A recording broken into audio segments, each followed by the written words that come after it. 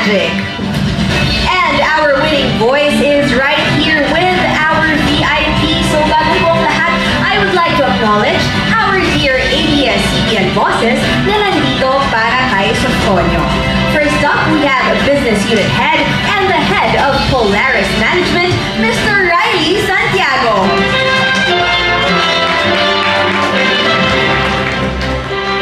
We also have the Head of Star Magic and Entertainment Production, Mr. Laurenti Jogi. And our Chief Operating Officer, Miss Cory Vitanes. At hindi lang yan, our friends from the press are also here in the studio to witness this special occasion. Hello sa ating friends from the media. Hello everyone, thank you so much for being here. Sila ang ating madlang people sa studio for today. Pero damang-dama talaga natin ang mga emosyon kanya ni Sofronio with his heartfelt performance. So, hello? Okay ka naman? Kumusta ka na dyan? Ito, nakakausapin na kita. May tanong lang ako sa iyo as we welcome you back here. So, after everything you've achieved abroad, at pagbalik mo dito sa Pilipinas ngayon, syempre lahat kami honored, no? Pero gusto natin talaga marinig mula sa iyo. Why did you choose to come home to ABS-CBN and Star Magic? ito lang yung kinakatakutan. I'm just super blessed to be given this opportunity. I always say this sa lahat ng interviews ko. It has been my dream to just be recognized. And now, given the recognition, I am sitting with the VIPs, the bosses of ABS-CBN. And kanina nga sa rehearsals, sabi ko parang pwede naman sanang sa cafeteria na lang kami magpirmahan. Kaya, sobra po ako talagang nagagalak sa pagmamahal at pag-welcome sa akin kasi this has been the dream of everyone. And most of the dreamers out there are, kumaga nawawalan sila ng pag-asa na will there be a chance for them. I just kept going, and the dream itself really fought for me, and with the music that's in my heart, and it is my passion really. Now coming back to my first stage na kumbaga nagbigay sa akin ng si Sofronio yan eh. I am just thankful sa lahat po na nag-prepare ngayon na nakabalik ako dito, and now I am back, and then they welcome me as part of the family now. Salamat po.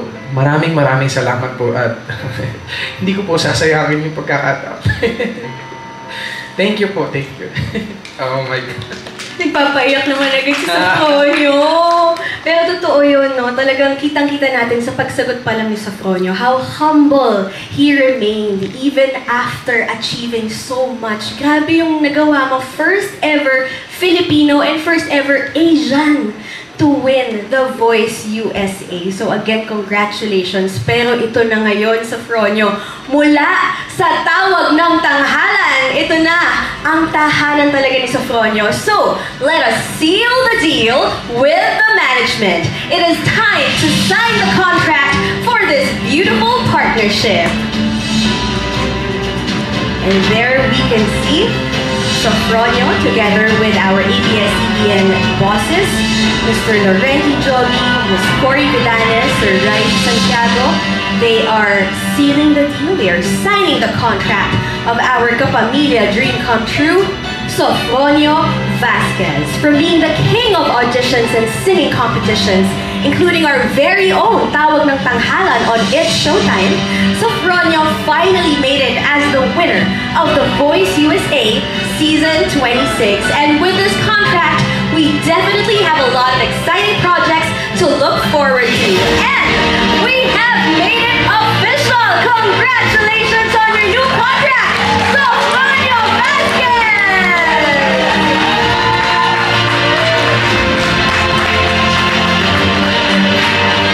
And to make it an even warmer welcome, may mensahe para kay Sofronio ang ating ABS-CBN bosses. So let's hear from our tatay, the head of Star Magic and Entertainment Production, Mr. Laurenti Johnny. Direct Lauren, go ahead. Magandang hapon po sa inyong lahat. Good afternoon, Sof. Alam ko, importante itong araw sa iyo, pero importante araw ito sa amin. Very appropriate itong lugar kung nasan tayo ngayon. We normally don't hold it here, but we felt, as recommended by the team, this is a very important home for you. This is a very important studio para sa iyo. Kaya ito natin ginaganap itong importanteng event na ito.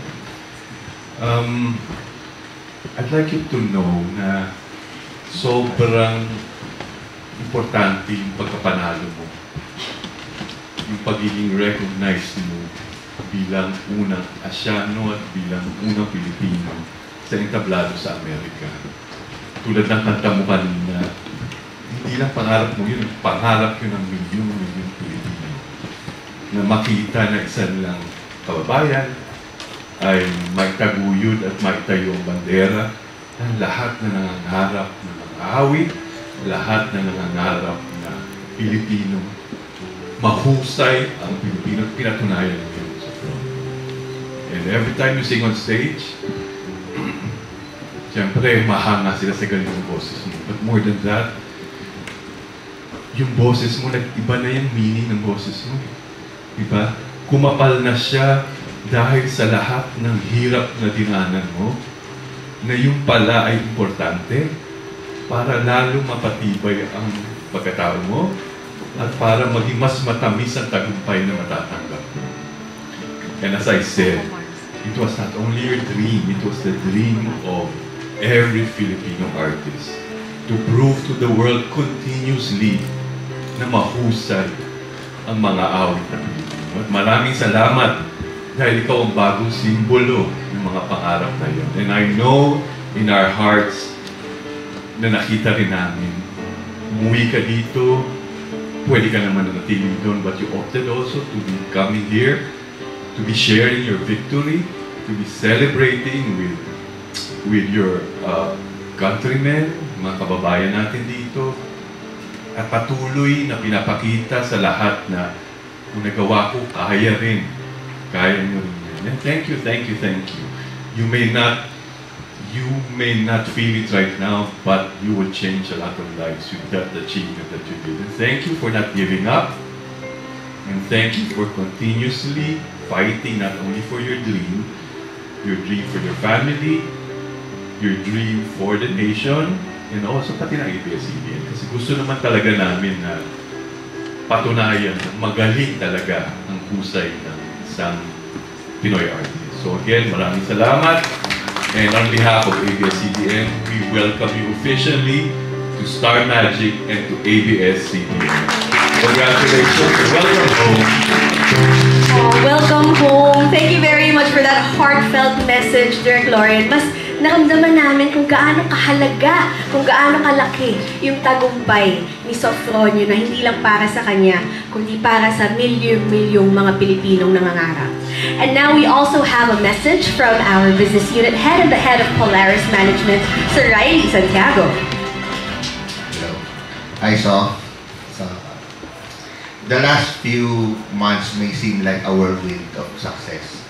Pero doon sa mga nakakakilala kay Sof, matagal na journey ang tinahak niya. No? Because we know you deserve all the love that you are receiving. So that's why we're celebrating this event for you. We knew for many years sa TNT and it's showtime, we knew you had the skills, the heart, the mindset, and then it's just a matter of time na ma-recognize ng buong mundo yung talento mo. So, you are a proof that we do here, what we do here every day is looking for raw Filipino talent and lifting it up. Will always pay off. Because now, because of you, we can remind everyone that the Filipino voice is world-class and worthy of being heard. You really make us proud, Sof. Thank you for upholding Filipino excellence and talent. With this partnership, we will help you keep winning and living your dream. Welcome to Star Magic. World class indeed. Thank you very much, Sir Rai Santiago, for your message for our dear Sofronio. Pero alam mo, Sof, kung ngayon pa lang parang na-overwhelmed ka na, hindi dyan nagtatapos ang mga well wishes para sa'yo. Para sa bawat kapamilya at sa madlang people, Sofronio has truly become an inspiration sa lahat ng mga nangangarap at nabibigo, pero nagpapatuloy pa rin patungo sa tagumpay. So, we prepared something special for you, Sof. Let's all watch this.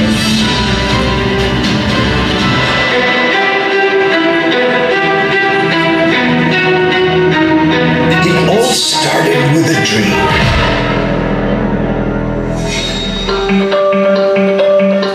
A small voice from Misamis Occidental dreamed of being heard around the world. Halos lahat ng mga reality shows na ABS-CBN, dinilaan ko. But the road to success was not an easy one. Hindi ko na mabilang kung ilang rejections na ang nakuha ko. And every contest, no matter the competition, he bared his soul and sang his heart out. With dedication, perseverance, and sheer talent, his dreams began to unfold on the nationwide stage. Every time nag-audition ako sa mga competitions, tawag ng tanghalan ko yung unang pumansin sa akin. Ito yung pangarap ko eh.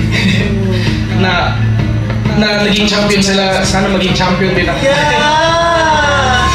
But when victory remained elusive, he took his talents behind the scenes as a vocal coach, helping fellow singers to find their voices.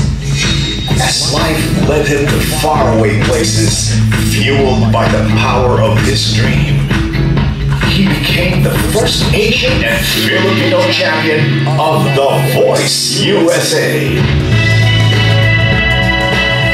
From humble beginnings to international recognition, the voice of Sofronio Vasquez is a gift to every Filipino and the whole world.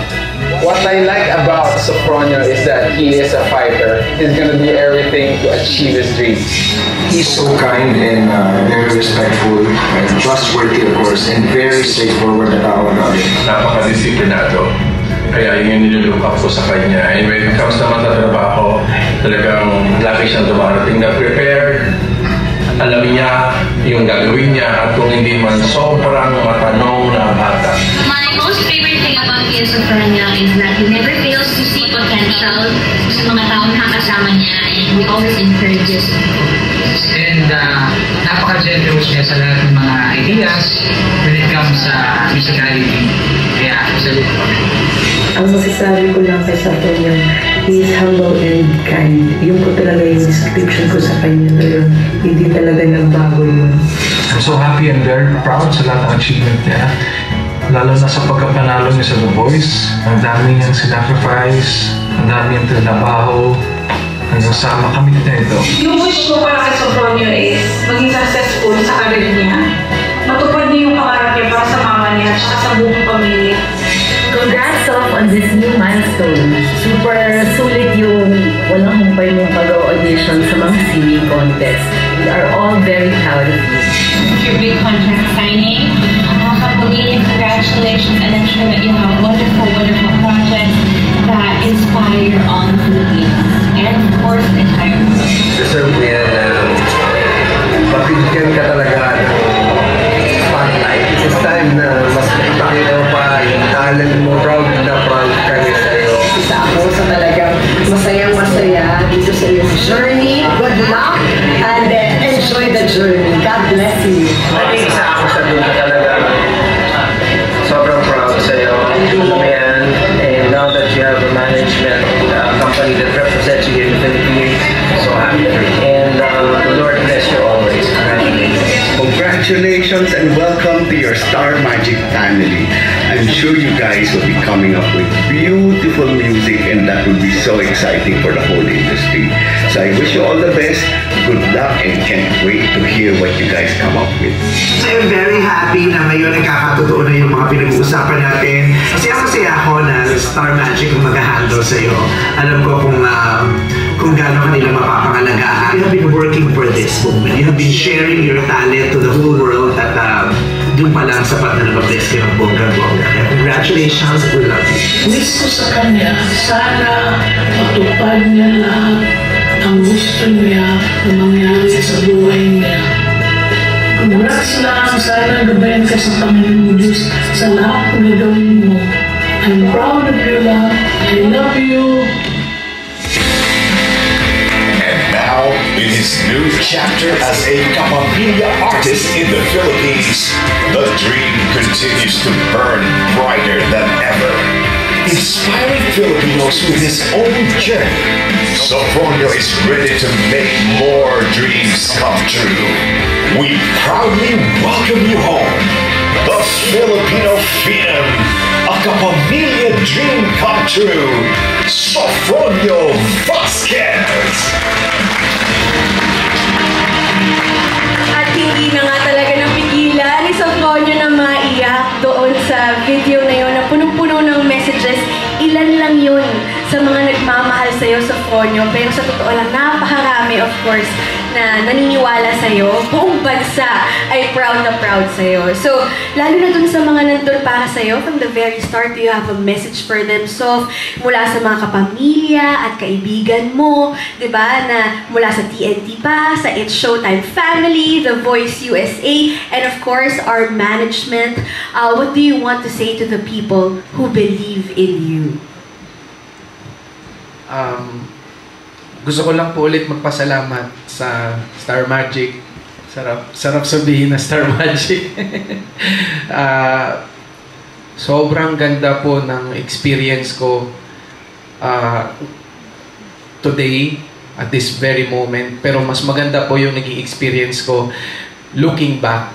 Kasi lahat pala rin yun ay kasama pala sa magiging chapter na mangyayari ngayon. And I'm just very, very blessed na yung mga tao na nagmamahal sa akin,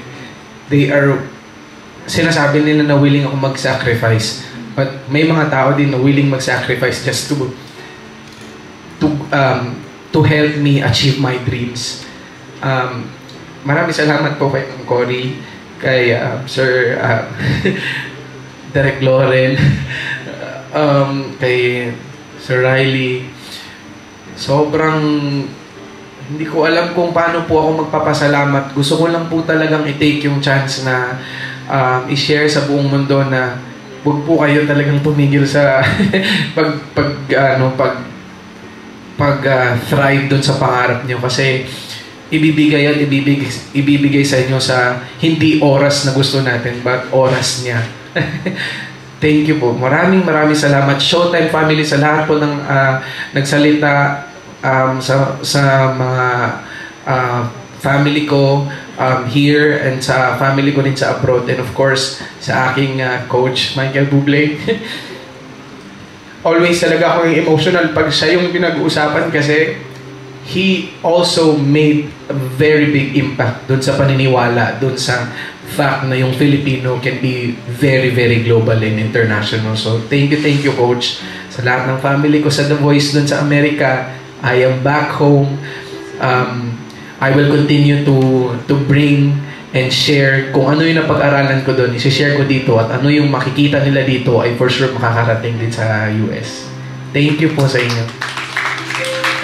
Sa-subtitle na lang natin yun para sa mga taga The Voice USA. Oh. Pero Soph, nabanggit mo na nga, no? Lahat ng mga pinagdaanan mo, part din talaga yun ng journey mo, at it made this experience even sweeter. Kaya naman baka pwede na natin i-announce ngayon na meron kang gagawing very special tungkol sa iyong life dito sa ABS-CBN. Ay, parang hindi rin pala alam ni Sophronio. So, ako na lang po ako mag-a-announce. Mga kapamilya, isang surprise ito para kay Sophronio din pala. So, meron po tayong niluluto na life story special ni Sophronio Vasquez.